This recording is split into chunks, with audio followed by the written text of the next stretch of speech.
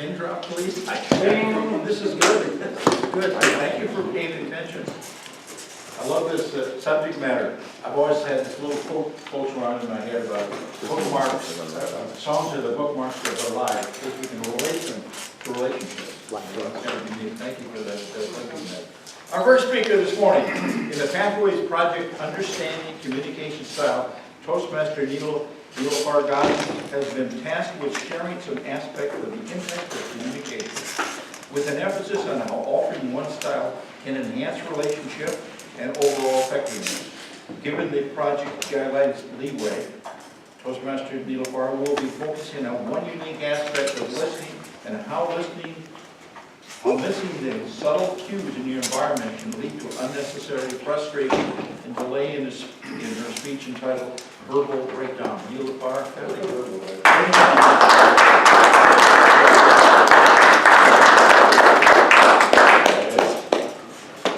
You know, God can speak to us in very unexpected ways.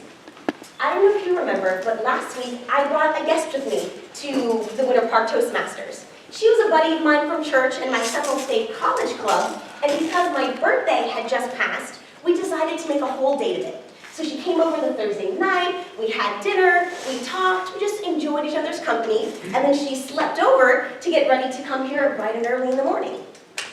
Come Friday morning, we made the decision to take separate cars because we each had different responsibilities after the meeting. We thought it would be more convenient. The plan was for her to follow me on my route, but I still plugged in the community center and her GPS just in case we were to get separated or some unexpected delay along the way. So we head into our cars. After a few tight navigations through my community, we're on the main road, Orange Blossom. She does a little exchange of lanes onto the right to take the toll road, but no toll roads for Nilu. We are hunkering down on the local all the way to downtown. And things are going pretty well. When I indicate that I'm going to make a left, she indicates left. When I indicate right, she indicates right. Sometimes she even anticipated some of my turns, and I remembered, oh yeah, she has that GPS sort of giving her guidance along the way. Everything is going smoothly until we're on Fairbanks. We're just passing the highway. It's that spot in the road where the two lanes are getting up to, I think it's Orlando Avenue, I believe. And I know what's coming up. We're both in the left lane, and the traffic's starting to get a little dense on the right, and I indicate and change lanes into the right. My friend Callie doesn't follow. Okay, she probably didn't notice. I get back over behind her again on the left. I indicate again on the right, go over one more time. Girl is still going straight. I was getting frustrated, but I remembered her GPS says going straight, and she's going straight. I'll give it one more shot. I come up in front of her. I cut left in front of her. Put on my signal to go right. I throw a wave in the back of my rear view mirror. Turn right. She stays in her lane.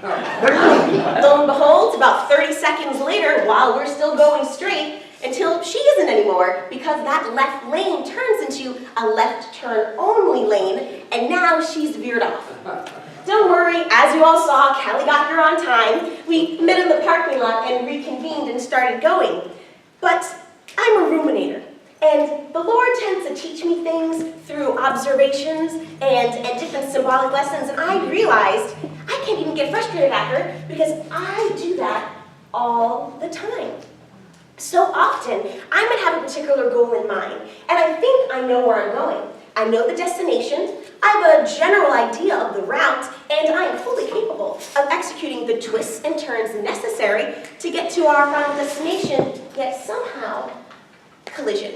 I crash and burn, a conversation goes awry, a conflict instead gets worse, and I'm left thinking, Lord, what happened? I was following the GPS, I was doing everything right. But just like in driving, in our conversations, in our interactions with people, even though we may know where we're going and have the skill to get there, we don't always have the expertise to fully navigate the ins and outs of the situation. As I was going through this particular Pathways project, based on examining your own communication style, its strengths and its weaknesses, I noted that despite the benefits of each communication style they listed, I saw a common vein in all of them. Each one, despite the strengths, were limited if the person implementing it failed to properly assess their audience and adaptively change their style for that situation. For me, I consider that a vertical communication breakdown. Because I was referring to the Lord a few times, the Lord definitely does give me little cues and little signals of, Nil, ooh, I know you want to bring this up with your brother today, but he's really upset. Now is not a good time. And I do it anyway. And then there's a terrible collision, a terrible crash. So I'm going to drive this car metaphor all the way home. And in my ruminations, I came up with 3 tips, 3 strategies that I think might help each of us sort of navigate these turns a little bit better. Number 1, don't discount the subtleties. Here's what I mean by that. Taking the driving metaphor again. Recently, I was going to a new location, somewhere in downtown, and I'm from Apopka, so I don't really know downtown too well. And I'm terribly nearsighted.